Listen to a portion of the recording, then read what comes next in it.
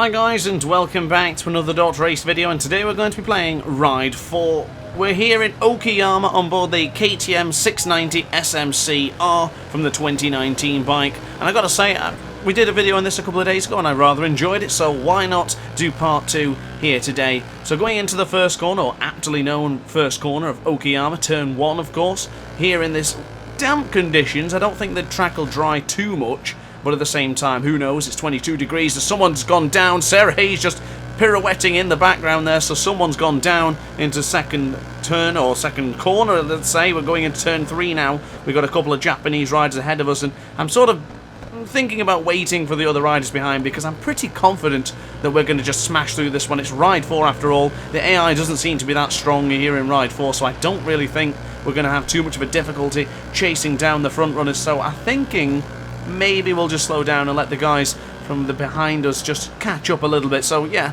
let's run it a little bit wide into the hairpin, pull over to one side and let the guys catch us up. I'm pretty certain we'll be able to still chase them down. If not, it's going to make it for a very, very entertaining video. So letting Sarah Hayes get through, and Kazuwaki, they are now through as well. Apologies for trying to pronounce a Japanese name, probably completely butchered that, but hey ho, I gave it a try nonetheless. So going underneath the little bit of a bridge there, the Yoshimura Bridge, we'll be going into the left-hand side for Redman for turn 8. I'm going to try and hold back a little bit and then absolutely go for it, because we're going to need to after pulling back a little bit and allowing a 7-second lead to Francisco Santos, who's ahead in the front of this group right now. So going on to the right-hand side for the final corner, aptly known as last corner as well. The Japanese guys certainly know how to name their tracks, but we've already dispatched of Sarah Hayes. It is now time to produce miracles and wonders to get past the rest of them. Look at the Japanese group we've got ahead of us. We've got the quartet of 4 Japanese riders all hanging around, which are ultimately going to slow us down, but I'm pretty confident we can get past them nonetheless. So into turn 2 for Williams. We'll be bringing on the power, but following that drier line, because you can see already the dry line has already formed as we go round the outside there. Beautifully done to Mr. Wacky, or Wakey, however on earth you pronounce that name. We go into the outward corner, into turn 4. Very, very confident with this bike. And I gotta say, I was a bit hesitant when I first seen this bike. I thought it's just going to be another sort of supermoto machine. But this one's more like a hybrid, and I really like it. I think I would definitely use it again, and I'm going to have to, because the achievement is to get a level 5 affinity with this particular model of KTM, so I think I'll be doing it a little bit more often. I quite like it. It's a different change. It's not the same bike that we're always tackling, and it's not the MV Agusta Super Veloce that I absolutely adore, but it's something similar. It's something different in the same sense of I'm doing it for the achievement, because of course getting those achievements is the ultimate prize of satisfaction. As we now go around the outside of Serio Aki, he's on board the Husqvarna, if that is a male, or I'm going to call him person, as we go onto the right hand side for Hobbs for turn 9. And you can oh, a little bit sideways there. I was just about to mention I have been taking it rather steady, just sort of easing ourselves into this one. Nice smooth acceleration, gentle braking and whatnot. But yeah, I think I didn't really heed my own advice there. I went full acceleration in the corner and really slid the rear. And of course we are using just standard rain tyres anyway, so I didn't really expect us to really spin the rear up that much going into that particular corner, but you bet we did, as Shinji Kanazawa is trying to battle it out with us for 8th place and 7th place respectively, but he will be dethroned and pushed down to 8th place in just a moment's time, perfectly on cue. And we'll now try and tackle George Adams as well, and George Adams certainly bottled it then.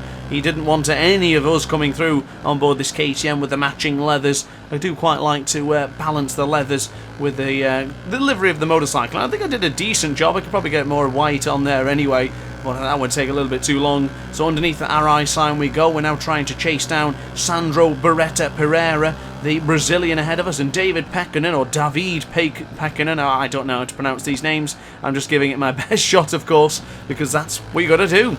And now going into the hairpin, or coming out of the hairpin, we'll try and get them into Revolver, or potentially onto the left-hand side for turn 7. On the left-hand side we go, not quite close enough, but coming out of Piper, we pick the man up with the Ixon leathers, and now it's time to tackle somebody else going into Redman. We might be able to go around the outside here of the finish rider. There's 2 finish riders in this particular challenge, if you will, and that is Hugo Vital at the front and David Pekkanen here in 4th place. As we get a little bit of a wheelie coming out of that corner, things are not feeling too comfortable coming out of that particular corner. I'm not sure why. Hobbs seems to be giving me a little bit of trouble, but going into the last corner, we're just trailing behind the Finnish rider ahead of us, which just give him a little bit of a nudge there, a little bit of a love tap to say, excuse me, pal, I'm coming on through. But across the line we go. It is now lap 4 of 5, the penultimate lap. We'll be going on the right-hand side for the first corner. Might try and get a bit of a round the outside, how do you do sort of move going into turn 2. And I tell you what, I think that's worked. Has it? Not quite, maybe? Yes, I think we will when we get the acceleration on. Beautifully done there from DrAce. Now we'll try and get to the left-hand side and around the outside to Ralph Wack. We now only have one person in our path. Onto the right-hand side for the Atwood curve, and this corner reminds me so much of the DrAce challenge we did a long time ago on board the Honda NSR 250R. That was one of our peak of the aces challenges. I really enjoyed that one very much. Some of the best aces all competing for that particular lap time, and I remember pushing very hard into that particular corner, but I could never truly find the right line. Even going into the hairpin as we get a little bit sideways once again, going into the corner just before Revolver, and a little bit sideways again. The track is really drying, and it's drying extremely quickly now. And you can see with the rain tyres, this is not a good situation for those particular corners and for those particular sort of circuits.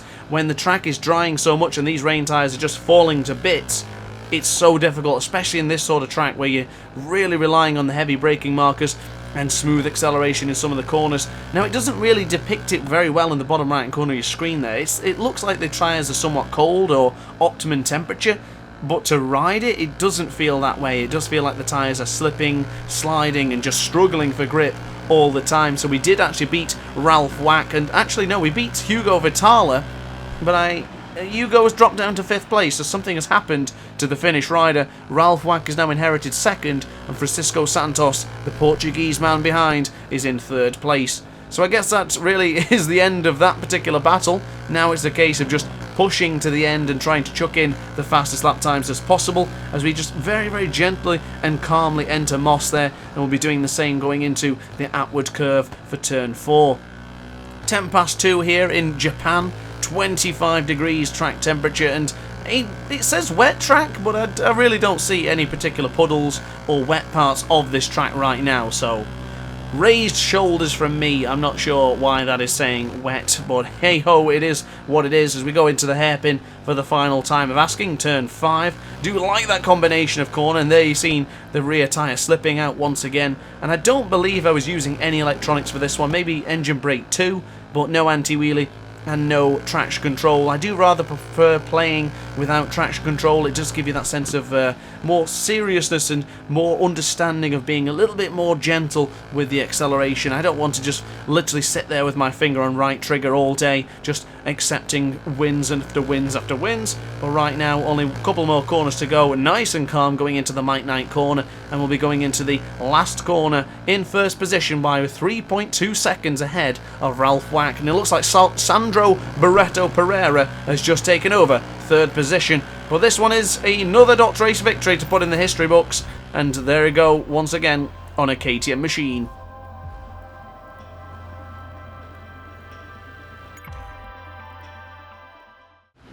So we now make our way home from Japan and back to England. Cadwell Park is upon us. I adore this circuit very much, and we'll do the usual stint. Pull over to the left-hand side, let the AI riders get ahead of us, and then we'll start chucking in some seriously paced lap times. But of course, this is the shorter variant, so things are going to get a little bit heated and a little bit bumpy going into this particular corner. And can you believe it, there's carnage already. Riders down everywhere, at least 2 or 3 riders down as far as my calculations go, and now we have to do all the business once again. Lot of honking and leads from the we have another Finnish rider actually. Mika Alatalo is leading ahead of us, and then Lotta Honkanen is leading the Grand Prix itself. And of course, going into the Hall Bends, we're going to have to make a little bit of a wriggle on here as we dive up on the inside going into the hairpin. That was wonderfully done with the man with the Lorenzo helmet.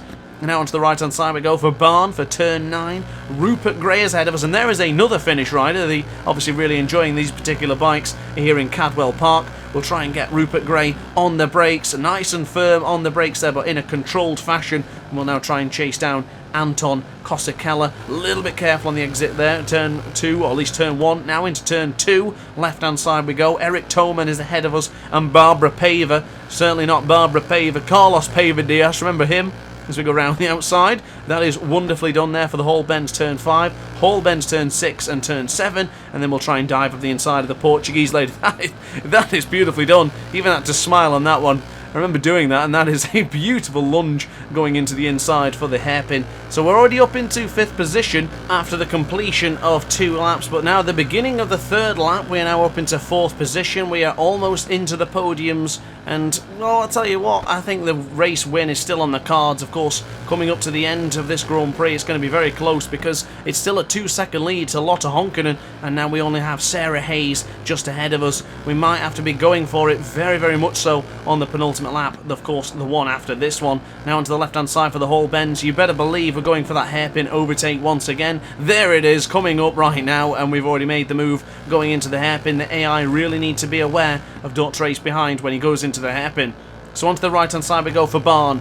The gap is now 1.7 seconds. Let's see how much time we can take away from Lotte if braking really, really hard and gently and controlled going into turn 1. Nice and smooth on the exit as well, on the acceleration. Wonderfully done. The gap is down to 1.1 seconds. That means we've taken 0.6 of a second just by braking well into the first corner. Going over the mountain, be careful not to accelerate too much because you might end up wheeling and kicking the back wheel over into the sky. But onto the left hand side for the Hall bends. We're not going to be close enough now for that lunge going into the hairpin, but you better believe I'm going to be saving that into the pocket just in case we need to use that and unleash our arsenal to get through on Lotte Honkanen. Into the barn we go, up by 0.5 of a second compared to the previous lap time. We are going to absolutely smash the lap times, and now we're going to be trying to chase down Lotte Honkanen. Hard on the brakes we go for turn 1.